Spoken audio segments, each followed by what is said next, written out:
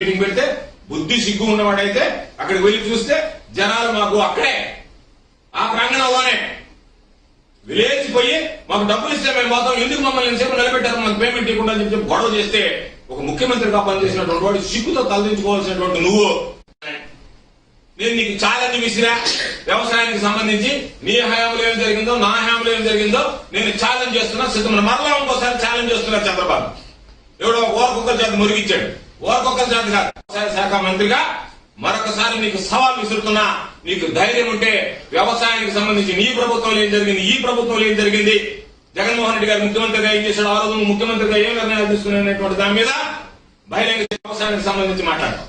పోతే పరిశ్రమలకు సంబంధించి నువ్వు చెప్తే నోరు తెరిస్తే మాట్లాడేది కియా.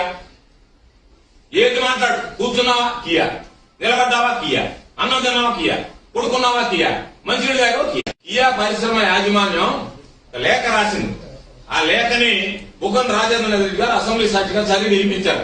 వాళ్ళు ఏమని రాశారు, మాకు ఆంధ్ర రాష్ట్రంతో సంబంధం అనేటువంటిది స్వర్గీయ రాజశేఖర రెడ్డి గారు ముఖ్యమంత్రిగా ఉన్నారు, వ్యవసాయం నేనే చేశా, పరిశ్రమలు నా వల్ల వచ్చాయి, ఈరోజు జగన్మోహన్ రెడ్డి గారు వచ్చిన తర్వాత పరిశ్రమలు వెళ్ళిపోయినాయి, నేను వేల కోట్లు లక్ష కోట్ల రూపాయలు పెట్టుబడి తెచ్చా, లక్షల మందికి ఉద్యోగాలు.